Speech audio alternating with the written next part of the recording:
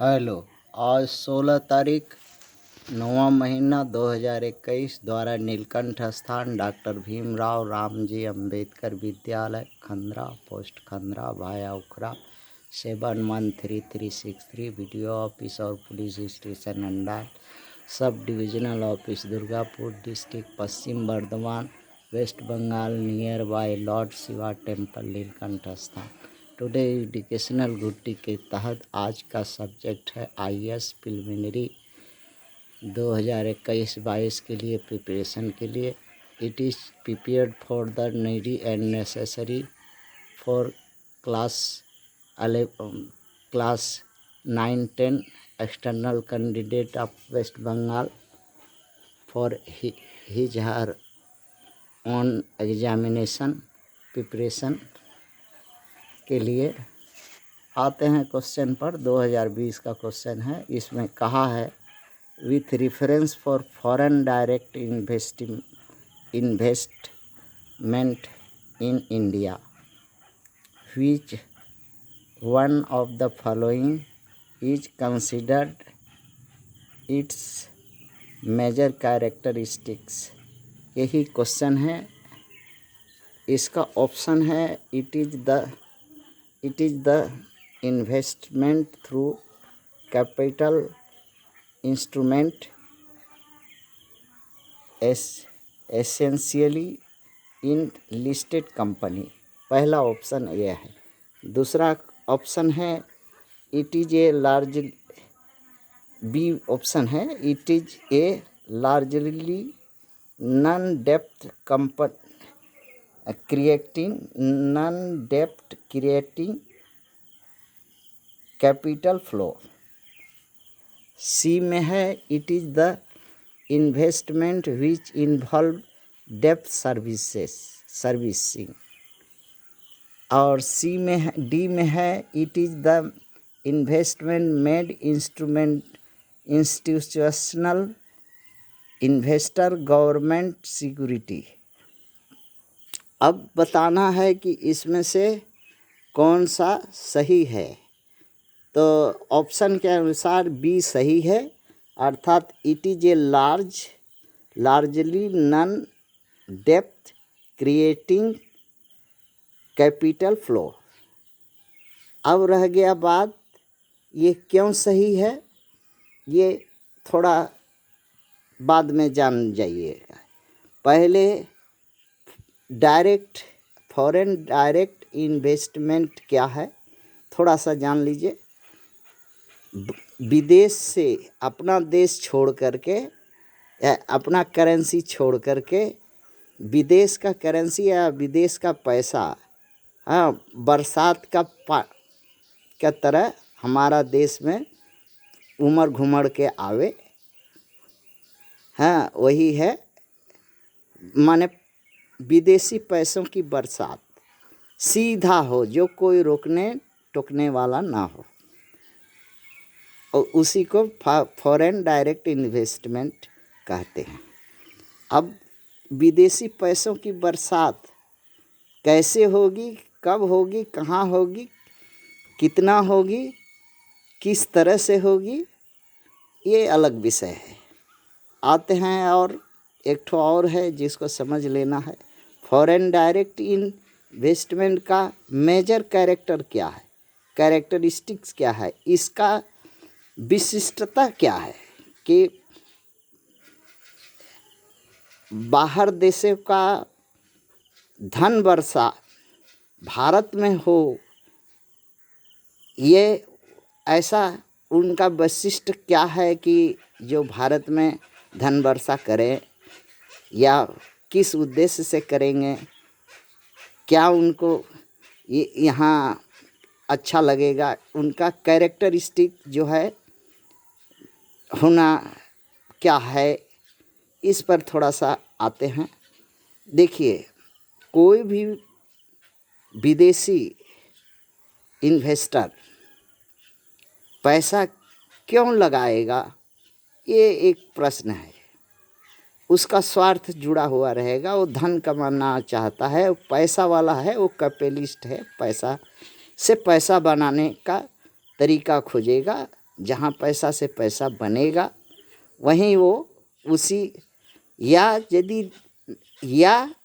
उस देश को गुलाम बनाने के लिए लगाएगा। जैसे ईस्ट इंडिया कंपनी का उदाहरण है, मुगलों का उदाहरण है, अफगानों का उदाहरण है, तुंग और ये का उदाहरण है। जो विदेशी लोग आए, पैसा लगाए, वो भी उस समय ये फॉरेन डायरेक्ट इन्वेस्टमेंट था। अपना बुद्धि लगाए, अपना पैसा लगाए, अपना बल धन जन लगाए और यहाँ के देश को गुलाम किए। ये दो मानसिकता उनका कैरेक्टरिस्टिक्स में होगा। अब आते हैं तीसरा, why not through capital instrument essential in A listed company.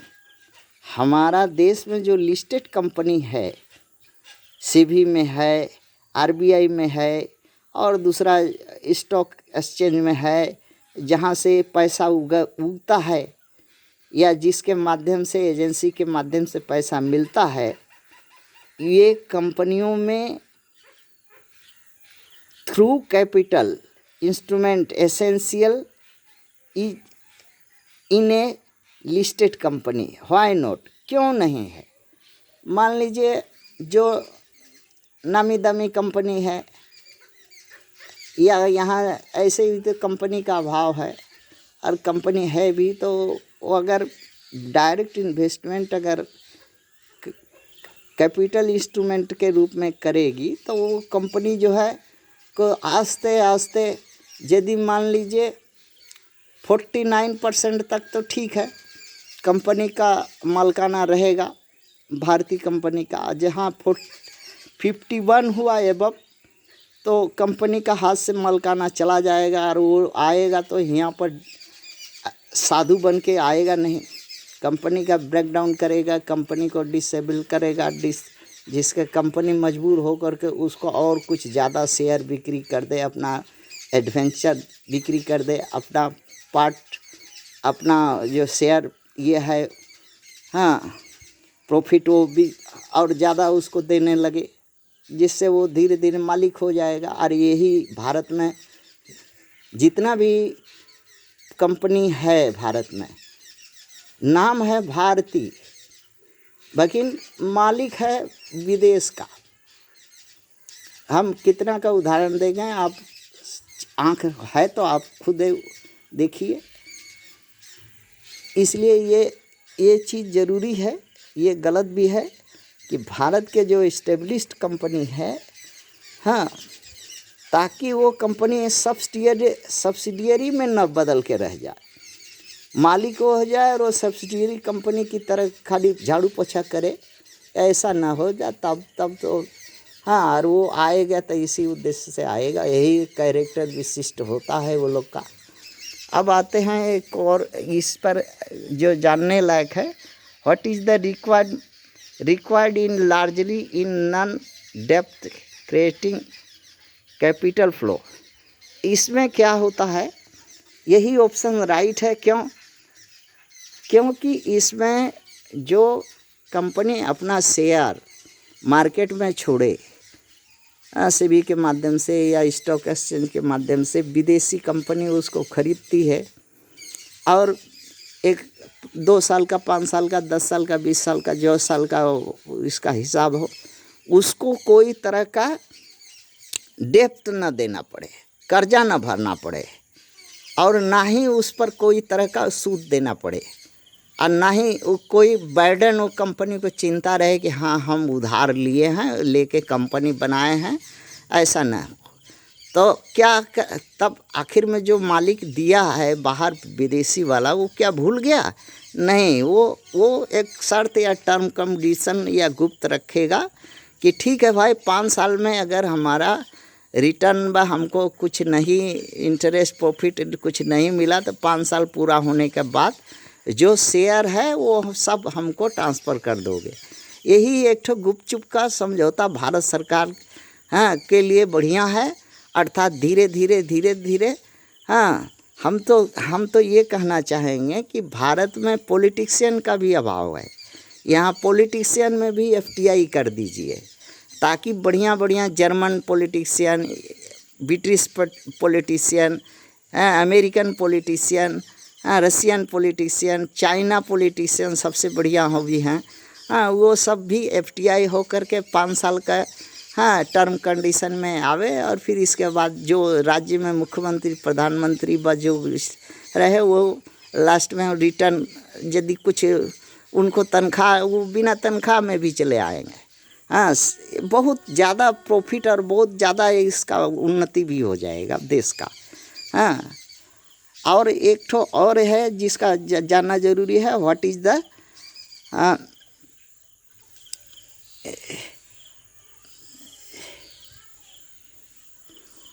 Meant by involve डेप्ट सर्विसिंग। डेप्ट सर्विसिंग का मतलब क्या हुआ? जो कर्जा वाला क्षेत्र है, कर्जा वाला क्षेत्र है उसमें एफडीआई करने से और उठेगा कि और डूब जाएगा, यही है। और investment made instrument institutional investor government security क्यों होना चाहिए? गवर्नमेंट उस पर इंस्टीट्यूशनल इन्वेस्टर गवर्नमेंट सिक्योरिटी क्यों ज़रूरी है? क्यों ज़रूरी है ये आप समझिए। और इसका इस सवाल का उत्तर होता है option B, it is a largely non डेप्ट क्रिएटिंग कैपिटल फ्लो। थैंक्स।